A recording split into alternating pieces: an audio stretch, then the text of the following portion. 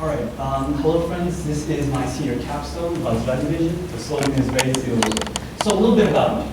My name is Jayal Dhakal. I'm a junior here at Grandview. I've taken AP CSA and CSP, and I've had backgrounds within calculus, linear algebra, and within statistics. So apart from that, I'm part of TSA, FBLA, through another school I do at RC. By trade, I work as a math and computer science tutor, and I'm an inspiring engineer, and I'm a really big reader. So this presentation is really going to have 6 key sections. My project overview, my timeline, capturing 3D scenes, 4D scene reconstruction, moving forward after this project, and then my bibliography. So first, we need to talk about the overview, what really was Vajradi.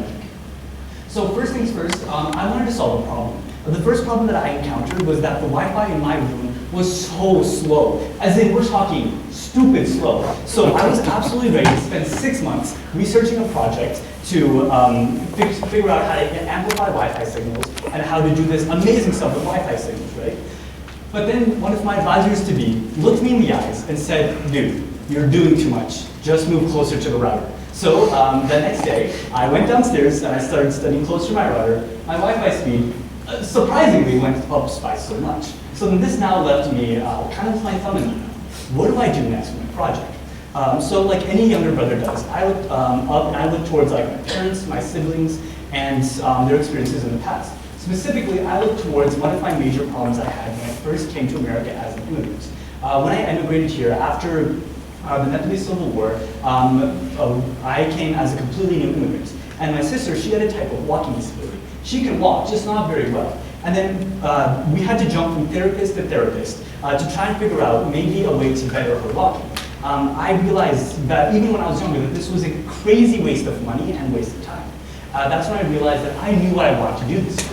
I wanted to capture 3D motion, or I wanted to take in an easy input, I want to take in input, a stream of input of 2D images and make it into a moving 3D image. If I had this type of technology back when I first immigrated, I probably wouldn't have had to jump from therapist to therapist. My sister wouldn't have had to. We could have just sent this recording to therapists and they could have given her some type of physical treatment.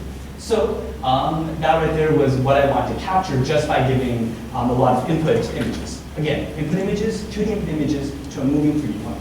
So my project had 5 key goals. Number 1, I wanted to learn how to communicate with professors and professionals to digest academic papers. I want to understand new math, especially behind scene reconstruction algorithms. I want to learn how to understand how to communicate complex topics. I want to create a prototype. And if this prototype was created, I want to monetize the finished project. So let's talk about my logo. Again, I'm from Nepal, so I wanted to have some type of my heritage imbued in my logo. So I chose the word, Vajradi. This basically represents the viewpoint of the eyes of Buddha, which is a super calm view and a super precise view of the overarching world. And vision is being able to see. You westernize Vajradistri to Vajradi, you smash it with vision, you get my project name, Vajradi Vision. Then my logo follows the same color theme as the eyes of Buddha. So let's move on to my original idea. With my original idea, I wanted to have Xbox Connect 360 cameras around an object and then have those Connect cameras reconstruct that object. I want to use these cameras specifically because, again, these were made in 2008. They have a ton of technology behind them that allows them to make point clouds and 3D models. So my idea is simple. I just hook up these cameras, I make them circle an object, and then I use these cameras to reconstruct that object in 3 dimensions. I take those snippet frames, I push it through an algorithm known as a dynamic neural radiance field, and then I make a moving 3D image. I thought that sounded pretty simple. So for this project, again, I needed advisors that were strong and that were able to tell me, Jayal, you are doing something wrong, or Jayal, keep this simple. So first I looked towards mine. That's when I found Mr. Ishmet Bagali. He's a PhD student at mine, soon to be professor, and he's a researcher at HPSS. Apart from that, I also found Mr. Ashwat Ramakrishna at CU Boulder. He's a researcher at the CIRSES CS lab. These two were pivotal in me making what I made regarding the project. Apart from that, I wanted a strong support advisor team. First, I looked towards Mr. Lewis Harshman. He's a senior here at Grandview. He's experienced in machine learning. He's very blunt forward, and he has a lot of common sense. Apart from that, Mr. Yoder. He's a senior at Grandview. He's very smart, and again, he has a lot of common sense. I think you guys are noticing a trend. Then afterwards, there's Ms. Tommy Jita. So she's a senior at Grandview. She mainly served as an outside perspective, and she was a great person to bounce ideas off. Last but not least, Mr. Barker. He was my computer science teacher last year when I took CSA, and he was a great resource to ask clarifying questions and bounce ideas off. Okay, before we continue, we need to understand some vocabulary so I don't lose you guys. Number one, we need to understand point clouds. All point clouds are just a collection of data points within 3D space. Literally a cloud of points. Again, you can see here, it's just a cloud of points that defines a kettle. Cloud of points, kind of hard to see, that defines a donut. So apart from point clouds, we also need to understand what a voxel is. A voxel is basically a 3D pixel. It's a tiny cube in three-dimensional space. Think of how your computer, right? On your computer screen, it just shows an array of squares. Those we call pixels. Add volume to them, we get a voxel. And a vox squared is just a grid of these small 3D pixels. All right, so let's move on to my timeline. I knew what I wanted to do. I felt that I had direction, and I had a strong advisory committee to back me up. So originally, I wanted to front load most of my learning. So my phase one was just going to be ordering hardware and learning as much as I could about the Connect and different algorithms I could use to combine the point clouds that it would return into a moving point cloud. Phase two, I wanted to, again, research a little bit more and then make an algorithm that was semi-working. And then phase three, during March, I wanted to finalize the software, make everything work harmoniously, and have something that I could show to the world. That's when I came across my big failure. So this right here is an image of me. Please excuse my choice of attire. I was very sick that week. I still want to come to school. Here's me scanning one of my friends saying just to make sure the Connect works. But I ran into major problems with my Connect very early on. Number one, sometimes it would just not properly run code. I would give a code, it'd give me an error. I don't know how to fix that error. Apart from that, it would just randomly break. It would just die, and I didn't know how to fix that. It would have minimal documentation that is accurate. Remember, this thing was made in like 2008-ish. The documentation for that has been removed from the Microsoft website, so I had tough luck there. Most tutorials I used on YouTube, again, they were super outdated, so I couldn't really move forward with my Connect as much as I wanted to. That's when we get to this video. So around, I believe, November, I come into Mr. Barker's office, basically my hand in my heart and almost in tears because nothing was working. I tried to work around the fact that nothing was working, and I ended up with this super duper complex system. I talked it through with Mr. Barker. He looked me in the eyes and he was like, "You're doing too much. Make it simpler." He basically showed me that I don't need all these layers. All I need is a camera that is able to generate point clouds and an algorithm to make those point clouds move. It was at this moment that I realized that Mr. Barker had taught me something super important that I would realize that I need to utilize throughout my project. Mr. Barker taught me that I needed to KISS. I need to keep it simple. So that right there made me adjust my timeline. So phase one, between October, I again had to know that this hardware doesn't work. Because it's around November at this point, I need to realize that I need to research so much more. I front-loaded a lot of my research and spent this time just learning as much as I could. For phase two, it turns out that the problem that I'm trying to solve, a lot of researchers around the world are also trying to solve. So I read more research papers. I read research papers that were published as late as December of 2023. And then afterwards, I realized that I wanted to use a specific algorithm for this point cloud reconstruction, known as Panaxos. I'll explain a little bit more of that. I'll explain a little bit more of that later. And then last, I want to spend January, February just making this algorithm work. And then between March and April, I want to generalize it so that it didn't only work on synthetic scenes, it worked on real-world scenes. All right, so let's get into the cool part. First, capturing 3D scenes. Before we can make things move, we have to make things show up in 3 dimensions, right? Before we can move, we have to instantiate something that doesn't move. So first things first, I came across the problem of camera distortion. So the way that lenses work is that they take in light, and then those lenses bend the light so they go towards the sensor. The sensor does some cool stuff, and it shows on the screen as red, green, and blue colors. But if a lens is used, distortion always happens. There are two main types of distortion.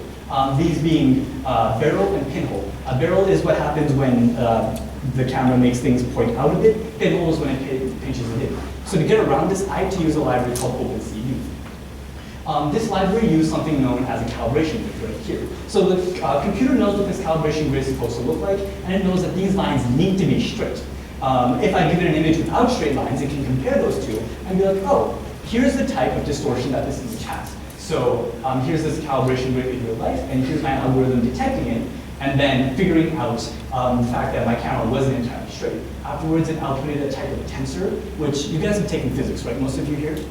A tensor is just a higher dimensional vector that we can use to do matrix calculations later to normalize images. If that flew over your head, don't worry. It did too for me for like the first 10 times. It's okay. Second, camera localization. So I had to figure out how exactly do cameras know where they are in three-dimensional space. More specifically, how can they figure out their x, y, z coordinates and the tilting that we have? So to do this, I looked at the methods that other researchers use. The first major solution I found was using an algorithm called call map. So the call map, it worked well, okay? It was proven to work, but it had two key cons that I needed to address. Number one, it was far too resource intensive, and it didn't let me figure out how to solve the problem. I would just give my input images into this algorithm, and then it would figure out this algorithm for me. No point. I wanted to. So I decided to take a step back and look at how researchers in the past do this. And this is when I found out about the existence of ROCO tags. So we can think of ROCO tags as basically just spicy, we can think of ROCO tags as spicy QR codes. This kind of looks like a QR code, but from the same family. So the way that this camera localization works is that the computer knows what the ROCO tag looks like when it's 0 meters away from the camera and when it's not tilted at all. It can do some math, then scan the input image that I give it, figure out where the ROCO tag is, look at the distortion, and then figure out how far away the ROCO tag is and at what angles it's tilted. But I did have some errors with this originally. I kept on having Python tell me that the module OpenCV didn't have the functions needed to do this. This was because the people that were in charge of updating and making sure that the Oracle module was up to date, they decided to change the syntax of the module. And this made me into like a whirlwind of depression, basically. Nothing was working. The tutorials told me that it works. I just thought I was going crazy. But then this is when I learned my second big thing from this project. RDD, read the darn docs. After I read the documentation and realized that they did update the syntax, it was fairly trivial. So this right here is an example of it working. Please notice how dead I look inside. So it tracked the ROCO tag, and then figured out where it was, figured out where the ROCO tag was with respect to the camera, and then figured out how much the ROCO tag was tilted. This kind of threw me for a loop, because this isn't what I needed. I needed to figure out where the camera was with respect to the ROCO tag, not where the ROCO tag was with respect to the camera. So to do this, I had to do a lot of math. Math I spent several days crying over, but essentially what I need to do is I need to invert the rotational matrix, invert the translational matrix, convert the rotational matrix into Rodriguez angles, use some math to just make it into a world coordinate system, and at the end of the day, I got something else. So this right here tells me where the ROCO tag is, or tells me where the camera is with respect to the ROCO tag. You can see rather than the coordinates showing up on the ROCO tag, it's showing up on the camera. This is just so that I can figure out the distinction between the two. The key thing that I learned from this was that if I did want to use ROCO tags to establish a world coordinate system, so I could figure out where my cameras were in the world, I had to say that this ROCO tag right here was the center of the world, or predefined space in the world. Okay, that's great. So let's review. What do we have so far? So far, I have an algorithm that can undistort images, which means that any camera can take in images and not have major errors with it. And then the second thing that I figured out was how I can know where the camera is within 3D space. So now we can begin the fun part, which was taking these images and transforming them into a 3D model. So the first thing I looked towards was NURBS, which stands for neural rating space. Basically what it does is it takes in a crap ton of images, and you have to tell the algorithm where the images are in 3D space. My ROCO tag detection system solved that. And then from there, it took those images, fed it into a machine learning algorithm, and said, please make a continuous and differentiable function given these parameters. And then in the end, it would reproduce a 3D model of the scene. The problem was making one scene could take up to 24 hours. I don't know about you guys, but I don't want to spend 24 hours waiting for basically a frame to load. So I realized that I couldn't do this. This is when I went back to my second journal too, where I discovered another algorithm that other researchers made. These are known as voxels. So remember how I described voxels from earlier, those being just tiny cubes you can use to create 3D scenes? Voxels are just a spicier version of that. They use a little bit more math, and it's just a bit more complex, but they can really efficiently render 3D scenes. So the way that it does this is it shoots a ray through each of the pixels within the input image and sees and asks, the ray, hey, do you intersect with the voxel grid? If you intersect with the voxel grid, please give me your color, and then please do some math in the background to figure out what shade of that color that is. Then fill that pixel up with that said color. This stuff, if you want to, I would love to explain more about this, but I only have so much time. Please come back to my table, and I would love to talk you through this. But that's basically what it does. It takes in a crap ton of 2D images, rather than using a true machine learning algorithm, it just does a lot of sampling, and then puts that into a box grid, a planoxel grid, and figures out what that 3D scene looks like. So I knew what to do. I figured out the mathematics behind it, and I figured out implementation. So I got to work and I started coding. Again, making one scene with this, because it doesn't use machine learning, only takes up to 30 minutes on my 7-year-old laptop. This is a huge speed up, again, 24 hours versus 30 minutes. If I had stronger hardware, I did the math, a single scene would only take up to 3 minutes. Again, my computer, because it's 7 years old, is a magnitude less powerful than the computers available right now. So this is when I got to reconstructing my image. So I use a synthetic data set, which basically means a data set that isn't from the real world to run this algorithm. It was of a Lego tractor, because Lego tractors are pretty cool. And then I just gave it images from the normal, as in I gave it images from the ground level. I didn't tell it what the tractor looks like when you elevate the camera up and look at it from different angles there.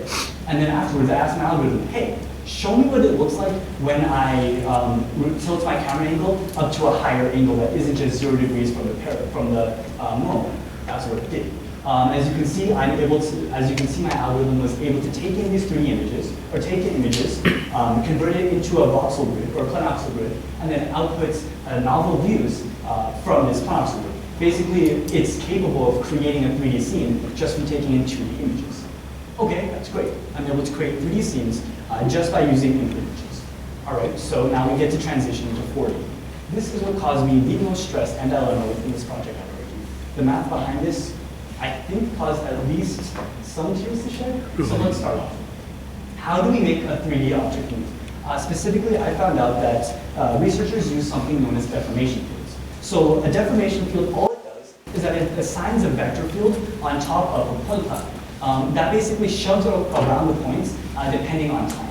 So at time 1, a point would be right here. You put it through the deformation field. At time 2, point goes over here.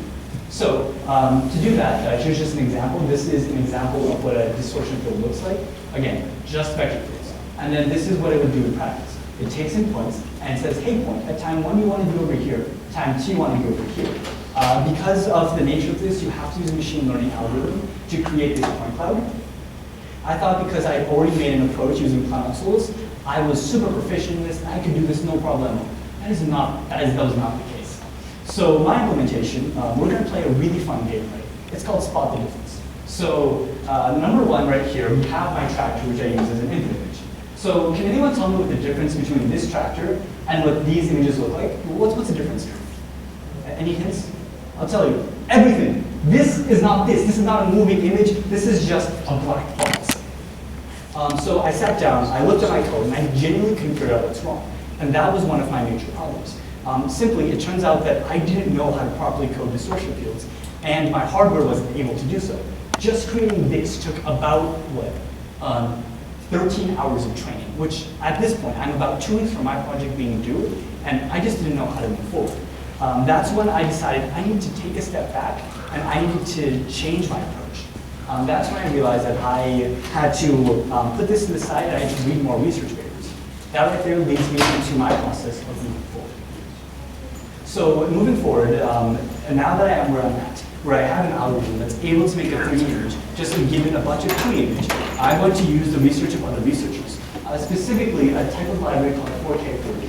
This library, this research is brand new. It became open source, I believe, at the end of this March, so less than a year ago. The pros is that it takes in 3D point clouds and it does make it into 4D point clouds, and it works well. The problem is that it takes a long-ish time to render. This right here is what output is from, I believe, 16 video source channels. What I want to do moving forward with this is that I want to implement my code, the code that is able to make these point clouds into their architecture. Ideally, I want to see if I can improve train times with this code and make an output that is similar to the volumetric rendering, except faster. If this works, then ideally I want to see if I can publish a research paper based upon this, because as far as I'm aware, researchers aren't using planoxels to make these reconstructions. They're using stuff like Gaussian splatting, K-planes, feature planes, etc. So at the end of the day, what did I get away from this project? What was my takeaway? First, Mr. Barker taught me a lot about kissing, which is keeping it simple, stupid. Next up, RDD, reading the details. Apart from this, I learned how to communicate with customers, at least I think I learned how to communicate with customers, and professionals within this industry. I learned a lot more math, knowledge that I gained through actual blood, sweat, and tears. I learned how to, I think at least, I learned how to effectively communicate advanced topics at a relatively low level, and now I have a summer project. I want to work on this over the summer, especially maybe using the resources, the computers and graphics cards at either Minds or Builder to see if I could properly train the social fields and I could probably train models to have this be able to run locally on any computer without requiring sufficient hardware. And last but not least from this, I got a prototype that I'm able to show off today. So this is my bibliography. Do you guys have any questions? All right, I have time. So you said you want to, at some point, try and render it on like more powerful graphics cards to get it better. How quickly would it run on your laptop at that point? So it takes 30 minutes, right? So my laptop, it uses an RTX 1050, which is a graphics card. It has only about 654 CUDA cores, I believe. In comparison, top-of-line graphics cards have about 4,000, which is almost a 9 times speed. So if it would have taken me 30 minutes to just run one pixel sum there, it would take me around 3.3 to render using a high-quality graphics cards. So you mentioned you want to continue working on this. If you don't finish it over the summer, do you want to work on it, but since you're a junior, it's like potentially next year? Maybe. I do plan on finishing this over the summer, primarily because Mr. Barker knows, or not Mr. Barker, Mr. Combs knows me as the guy that publishes 20-page research or 20-page journal entries for a reason. Most of the mathematics of the social fields, or at least how I want to implement them, is within those journals. I think I have a way to implement them right now, and I feel like I should be able to do so within the next 2 months, at least within reason. But next year, I'm thinking I either want to expand on this work, or I want to do a completely different